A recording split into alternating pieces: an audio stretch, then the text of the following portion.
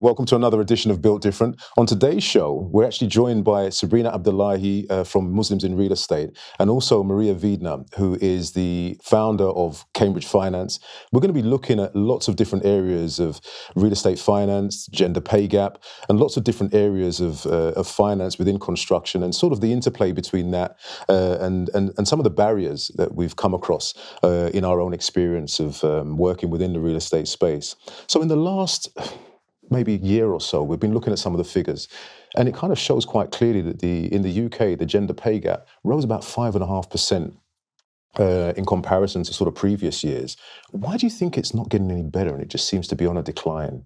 In terms of like getting better or not, like we have to think about like what is the 5.5% actually telling us, because it's an average. So I think 5.5%, looking statistically, it may not be as bad as many people might think.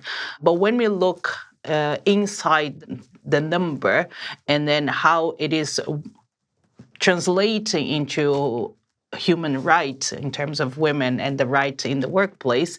And that's when we think that there is a problem, especially in real estate, because as I look more specifically into the gender pay gap in real estate, even though people might say, okay, it's getting better, but actually from the lived experience of many women in real estate, things are not getting better. So I think it's not so much about the number itself, but I think the whole setup in terms of how women is perceived in the real estate, how they can progress, because progressing and achieving seniority within the workplace is very important to reduce the gender pay gap. And this is the main environment that we work in. So in terms of gender pay gap, the whole we have structural problems, like social problems, in terms of why we are not, 100% equal as men. And then gender pay gap is this one figure that shows that. Is it getting better? I think we are making progress. Will it get better? Like some people say that in our lifetime, at least in the lifetime of the next 3 generations, by the rate of improvement, we're not going to get into parity. But I think there is progress being made. Even like the opportunity to talk about gender pay gap is already a good intervention, I think, in the social environment to improve the lives of women in the workplace. Fantastic. I mean, so in terms of people who've had their minds colonized by this sort of way of thinking, I mean, how could somebody kind of liberate themselves from that kind of mindset? I know it's about perception, as you described. I mean, the 5.5%, I wouldn't want people to be obsessively preoccupied with that as a number, but we're sort of looking at the broader context in what that actually means in real terms for people. Looking at the future and looking at things ahead, I mean, how do you see that shifting, at least in perception and also in the application of the ideals that we have to sort of maybe broach that gap and shorten that distance between male and female within the workplace?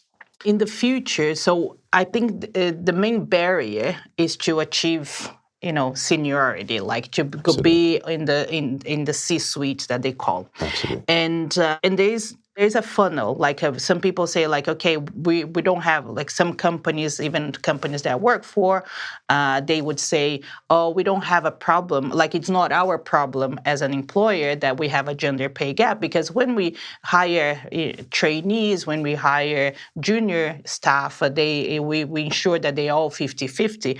But if they want to drop out because they want to have kids, then it's the women that is going to drop out. There is nothing we can do about it.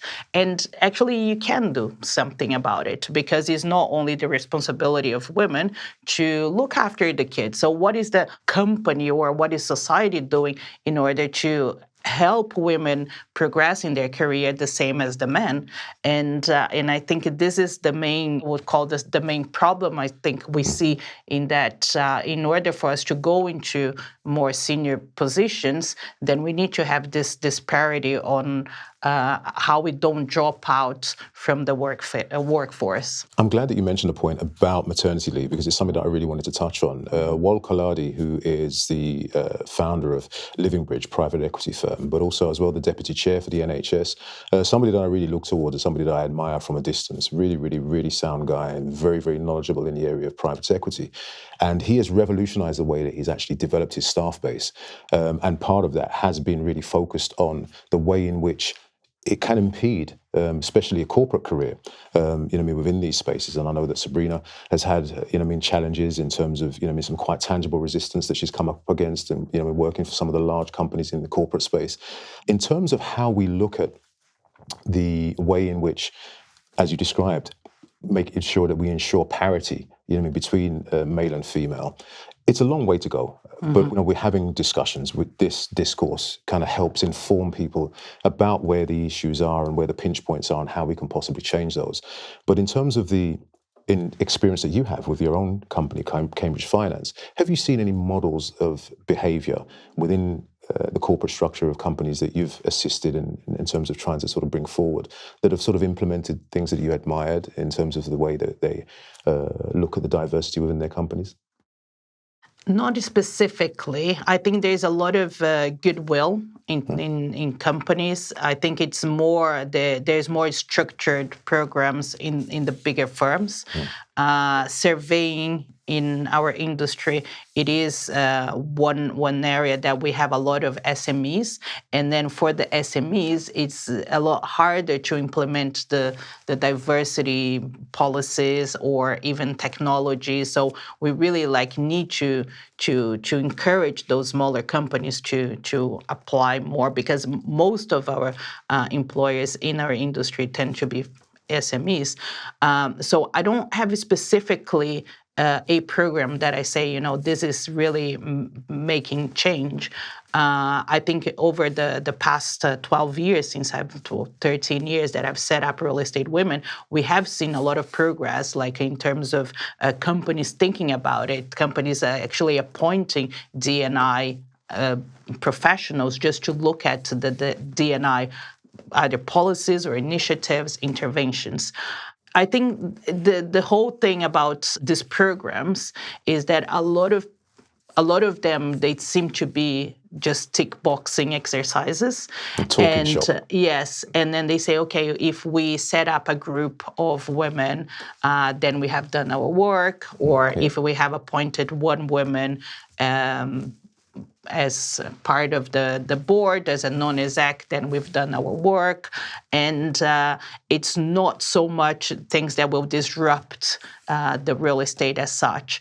So I think we have, as general, I think we are making progress, but there isn't anything that we say, okay, this has really changed how we perceive the market. So it's been 12 years since you've set up Real Estate Women. What did you expect to change, and what hasn't changed, and why do you think that is? Well, I think I expected not to need Real Estate Women. So my aim of Real Estate Women was maybe in 5 years' time, I don't need to talk about gender anymore because it has become normalized, So this is my expectation, that I set up a group and say, we feel discriminated, we feel we are the minority, we feel we are not welcome in many places. So maybe in a couple years' time, once I tell people that this is wrong, they will understand, and we don't need to feel the way we feel.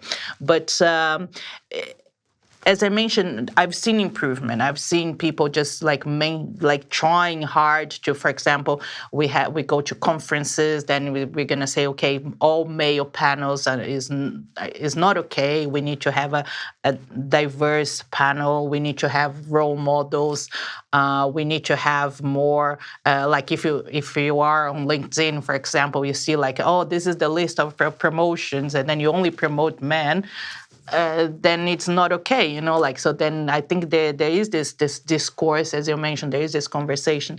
So I I expected some change. I've seen some change. I've seen more of the discussion. People are understanding more what diversity inclusion means.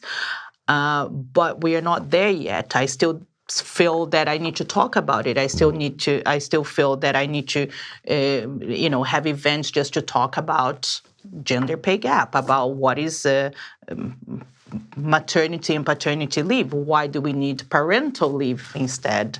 Why is there a gender pay gap? Because even gender pay gap, a lot of people think that, we don't have here in our company gender pay gap because we pay men and women the same. If they do the same job, they are paid the same.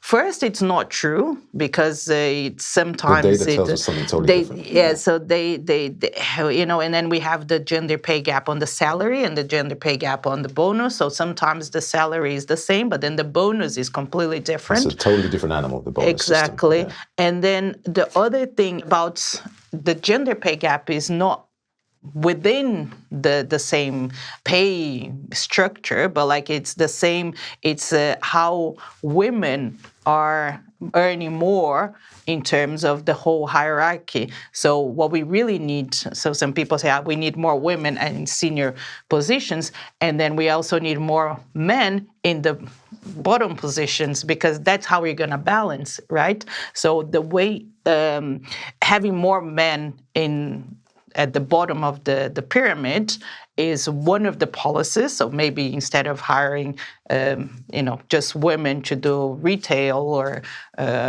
like healthcare, normally these are the jobs that women do more. You can also hire more men, so that's fair enough. But what we're also talking here is that progression is not something that it's very welcoming to women, or maybe women don't want to do it, or there's lots of hypotheses of why we're not there yet.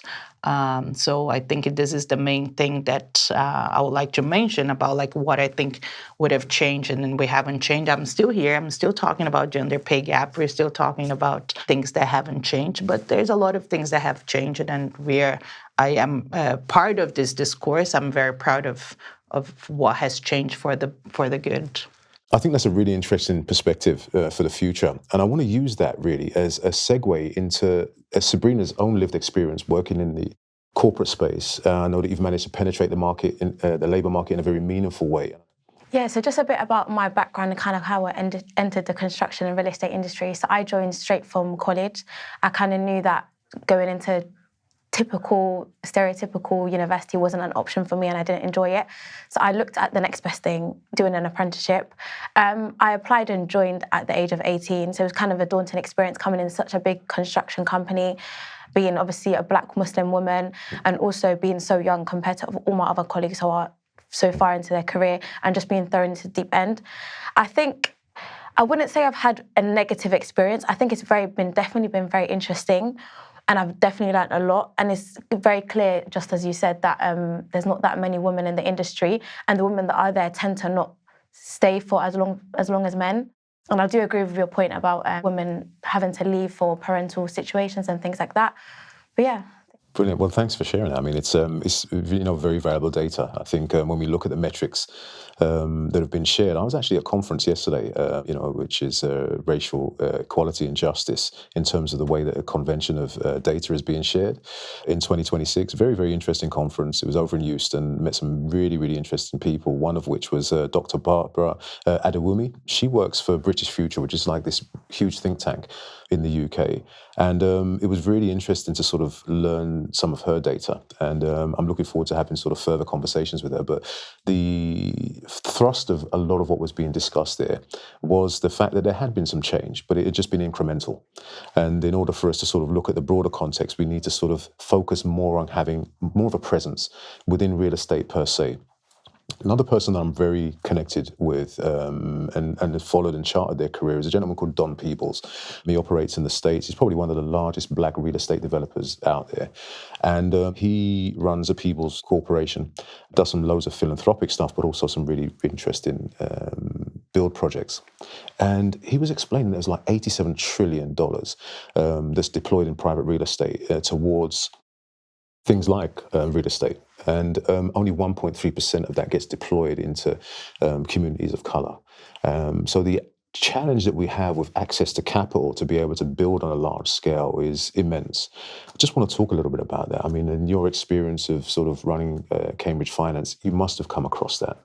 Yeah, it's those things that you don't see on the data, but you see on the day-to-day. And raising capital, for example, I think which is a big part of what I do and my clients do. They go in and ask for money. I think it will be inevitably easier if you can connect with the other party. And then because there is more of the dominant groups already in real estate, so then it becomes easier for you to follow. So for minorities, I would say the challenge is even harder, and it's not because they don't want to fund us, it's because there is this unconscious buyer. Yeah. Right? So there is this unconscious bias, and then people say like, well, I don't understand exactly what you're talking about. You have an accent, you are short, you're not from here, you don't look like me. Do I trust you with my money? Then it's like, oh, okay. So you need to build this track record. You need to have also like funders that will trust you and will take the risk of, as they take the risk with so many other companies, so many other people. But I think for minorities is a much bigger challenge because it is this connection that we miss. So I think the more we make the unconscious conscious, and then also we can't change this. It's like it's structural, right? It's been here forever, systemic, and it's systemic. There is nothing. It's not.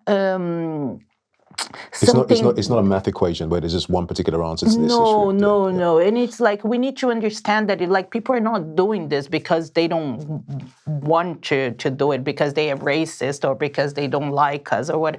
It is what it has been. So that's when we actually need some intervention, right? So that's when we need policies. So then I'm going to say, okay, you're going to distribute. So, even like a public funds, for example, which is a massive source of capital in the real estate for infrastructure. They have the power to actually say, okay, so you need to do what is the social impact fund? So how do you go into so you need to as a policy, as a government, there needs to be some kind of intervention in that way. So then people can say, okay, but when I talk about this, when I talk about quotas, people are like, oh no, you're just here because you're a woman. We just gave you the money because it's a social impact. You didn't deserve it, and otherwise, there's nothing is going to change because it's in the mind of everybody. Maria, I'm so glad that you mentioned this point because it's such a valuable point in terms of sourcing funding from government and the social return on investment for particular projects. Don Peebles, who I mentioned earlier in the episode, again somebody who I hugely admire just for the way in which he's penetrated the real estate market and also as well just dominates within that space as a black real estate person. He had his break really as a result of gaining government contracts. Marion Berry was, the mayor of Washington, D.C. at the time, and he sort of brought him in as a young apprentice. And at 23 years old, he was actually sitting on the board there and was responsible for building a lot of the government projects that were there. And saw a huge change. But we don't have anybody at a policy level that's prepared to sort of open the door or send the lift down to other communities that are coming up. So it's almost ring-fenced, and you have people that quite stern gatekeepers of that. And again, I don't think that it's an issue of anything callous. I think, again, it's just systems and people just following protocols. Somebody's at their desk, okay, fine, what's the application process? And sort of written within the small print, it would always sort of lean towards somebody that's either got a track record and it doesn't give opportunities for people who are just initially trying to lay their stall out. But a very, very valuable point. So I think it's incumbent upon us really to sort of look at where those opportunities exist and optimize those as a resource and try to sort of navigate our way through there. Because I do feel that if you can demonstrate competency, which is clear. I mean, we have it in the room, and it's very visible. You know what I mean? To people who are in those positions, it almost becomes impossible to refute for people to be able to access capital to be able to take things forward. So it's not all doom and gloom, absolutely not. And I do see, a lot of opportunities there. And let's be honest, I mean, there are huge amounts of opportunities in real estate, and this is probably why we've all chosen a career in this area, because it's a beautiful career. It's very textured, and we've all benefited hugely as a result of the interaction between that. So I'm certainly not here wielding a stick. I'm just sort of trying to highlight some of the points which I think are going to be important for our listeners to sort of understand. I want to talk a little bit about your own journey and your own story and introduction into real estate women, your own journey into finance. Talk us through sort of the early life of Maria Wiedner. Okay, the early life of Maria Wiedner. I am, as you may see, Asian, Southeast Asian, but I was actually born in Brazil.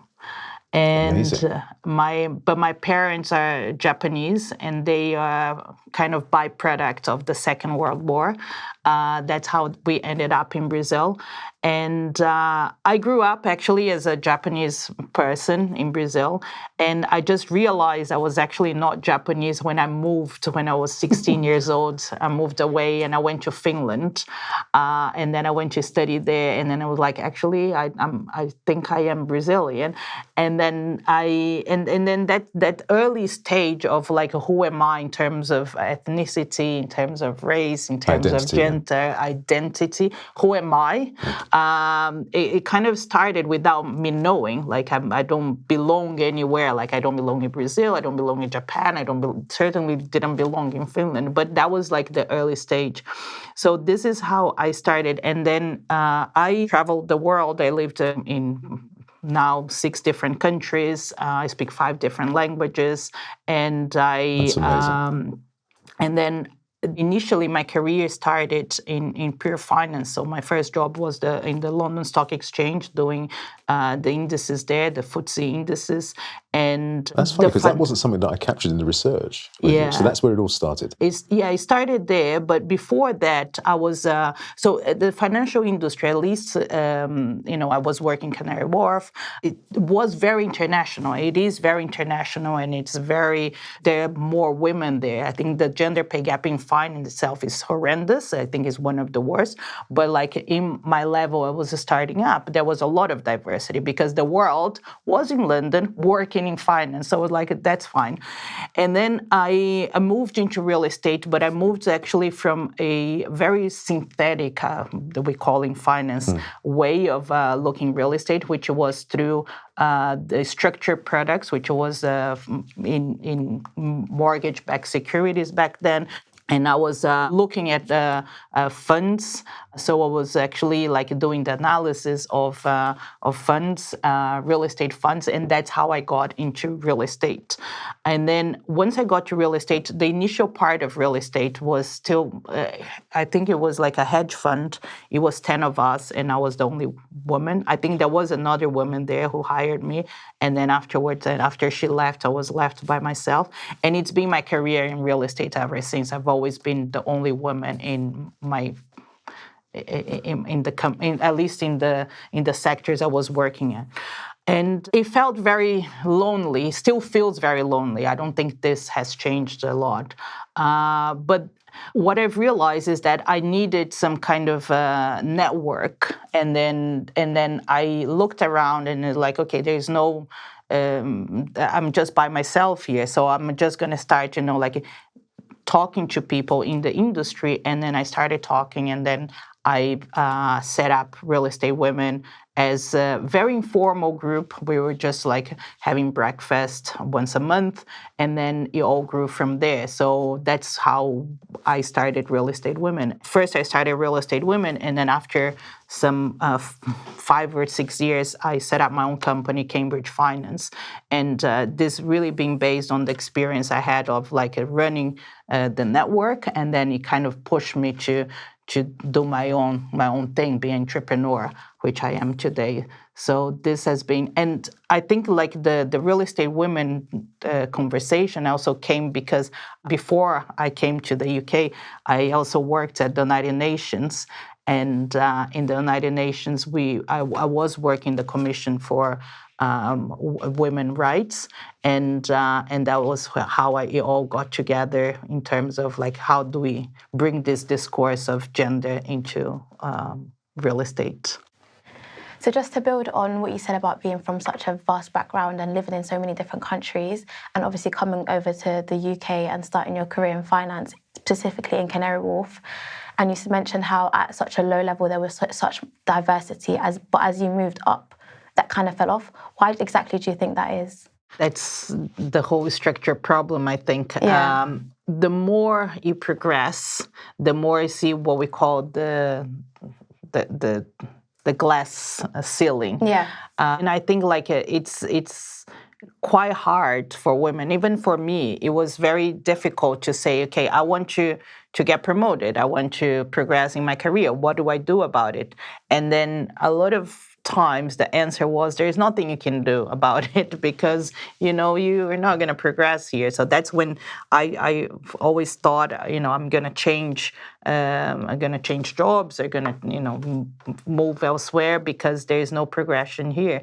And I think for a lot of women is the case that they see nowhere to go. Like they have promotion. Like how do you promote women? So then a lot of times that there is it kind of funnels down to what is the number of women being promoted. And I think the reason is a lot of women drop out of careers in surveying. There is a research from the RSCS about it as well.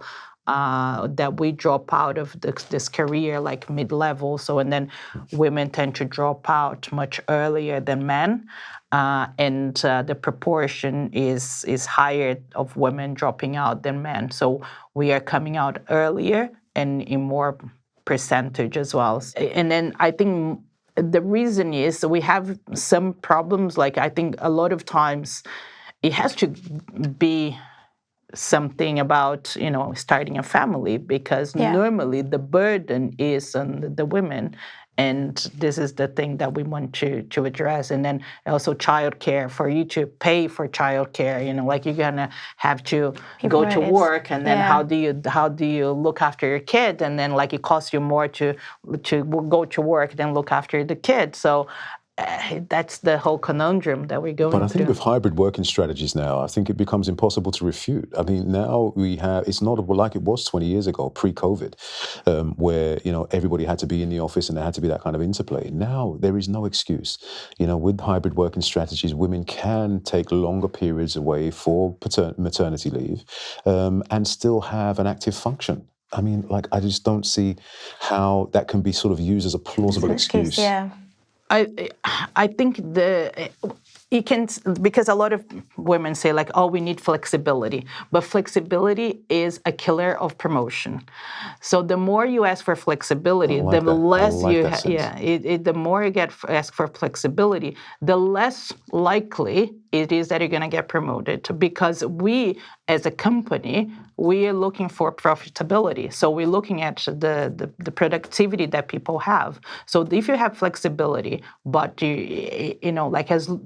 and you work less, for example, or you are not there, and then FaceTime has a huge impact on if you get promoted or not. So therefore, I think this is what we need to think about. It's the flexibility, but I think men should be taking more responsibility in terms of, and I see them taking, like when I had my first daughter, I wouldn't see men dropping off, picking up, and all the after-school clubs. Like I wouldn't see men. Now we are 50-50. So it is changing, and I think it is, it's the men's responsibility as well to look after the kids and have like the hybrid and ask for flexibility. So it's unless the men step up in terms of looking after the kids, I think that's how we're going to change things. I think the bottom line is just about fairness and equitable treatment, isn't it, really, at the core of it? I think that's... Exactly. And it starts with us as women. If we're going to have kids, that our partners also help. People say like it's not the right word. Like men shouldn't help. It's their responsibility. So there you go. Like unless this changes, nothing is going to change, I think. So the ethnicity pay gap reporting is still voluntary in the UK. Does the industry already know what the data they're looking for is and what it would show? So it is voluntary, but there is a ONS early reports based on the on the survey that was done. I think the last one was 2022, and then it shows what we know. Like Yeah. if you are, if you're Asian, if you're Black, if you're not white, you're gonna be there's a pay gap, right? But the interesting thing about this data is also showed that actually for women, Asian women earn more, like as if they are like.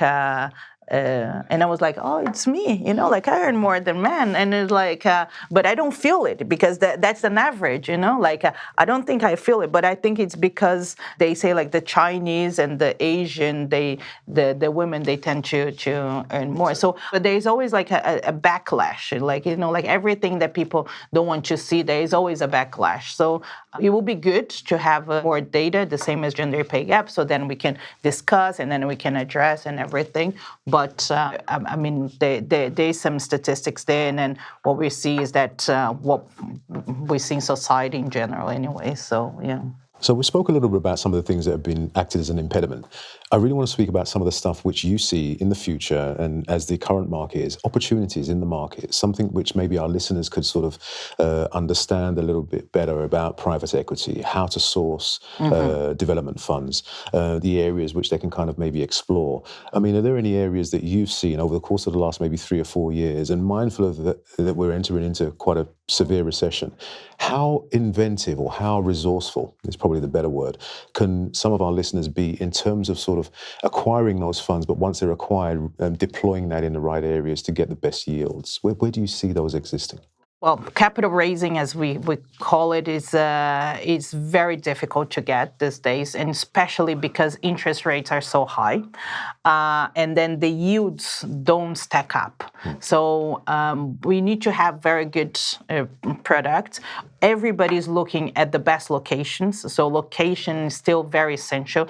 If the yields were more competitive in terms of in the relation of the interest rates, then you could see that we'll be more flexible in terms of location. But nowadays, like central location is very important. The type of asset classes, I think people are more they're more flexible in terms of asset classes. So before, everybody used to either invest in office or retail, or nowadays like a lot more, like especially in the residential markets. So if you have a good site, a good project, and I think like what funders are looking for are people that are like really sharp and they have this track record, and they have this, though we discussed the idea of track record, but like they'll say like, okay, this is, I have a conviction. So I think this is the very important thing, like have a conviction. This is the site that I found. You have to, finding sites is very difficult these days as well, because nobody wants to sell.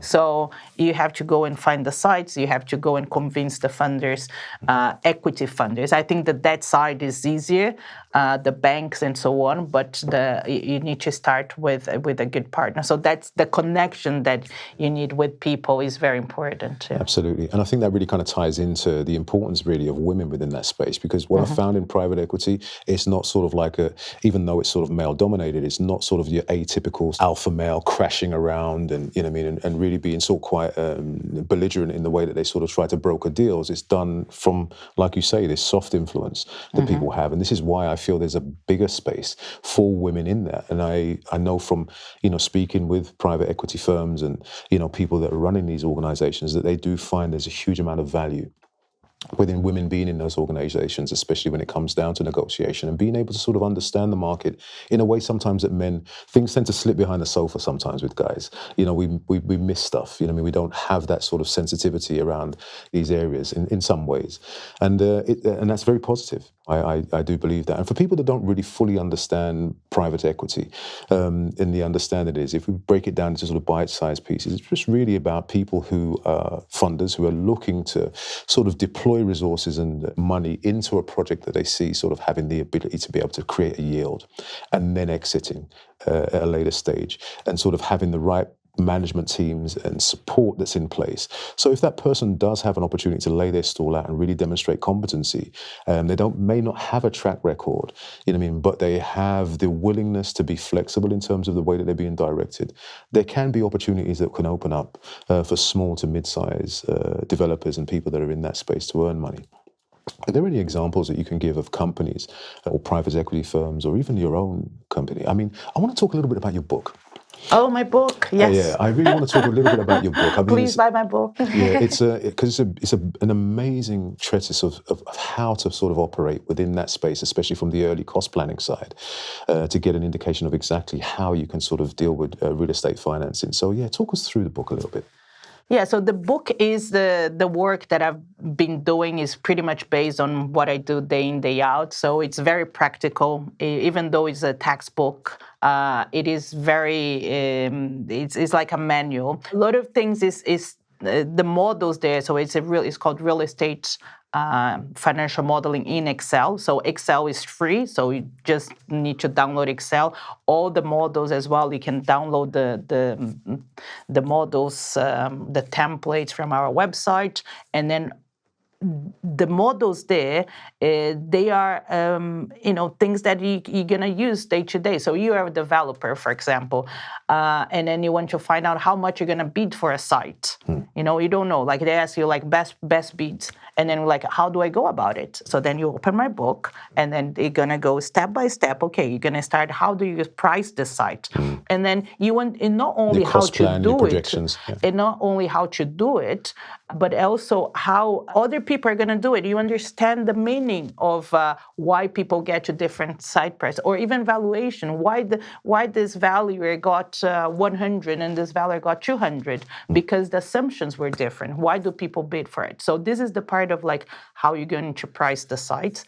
And then as quantity surveyors, you always look at the price as in the cost, right? But we look at on the revenue side, and then we call it's not like a replacement cost that we price the site in, but also looking at the revenue side. How do you go about finding the revenue at the end? How do you go about finding what is a good deal? So that's what the book talks about in a very quantitative basis. So then if you have like this development appraisal and you understand what the inputs are, then you understand what is the risk as well. And then how are you going to fund it? How are you going to structure the deal? Is it going to be debt? Is it going to be the mezzanine? How is the private equity going to play in this one? How are you going to distribute the profit afterwards?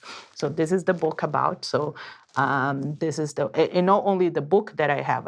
If you want to not only read the book, but if you want me to tell you how it's done, we also have e-learning modules that we can explain everything, how private equity does, how the lenders do it, how the developer should look at it. So everything is in there. There is no secret. All you need to do is like go through the process, and then I think this is such valuable information. Especially for people who don't really understand how risk averse, the environment is out there and the landscape is out there. So for people who want to get in touch with you, we can have our link in the bio. We'd be very happy to share that. And I think it's important that people really sort of tap into that as a resource, because it's a huge resource. And hugely grateful for you to joining us today. Honestly, you've shared some beautiful pieces of information. And it was lovely to have Sabrina Abdullahi come in and co-hosting with us from Muslims in Real Estate. A huge following that we have at Muslims in Real Estate. So many different and very diverse and textured careers within the real estate business. I know all of us are sort of from the quantity surveying side, all of us at the table. But, it's so much broader than that in terms of the real estate space. And it's so encouraging to see so many people of color, men, women alike, and, all of the different sorts of biases that we were discussing today to playing with the environment. But again, it's been a pleasure having you on Built Different, and we look forward to speaking to you more in the future. Thank you so much, Bilal. Thank you so much, Sabrina. It was a pleasure. It was a pleasure. Absolute pleasure to have you here.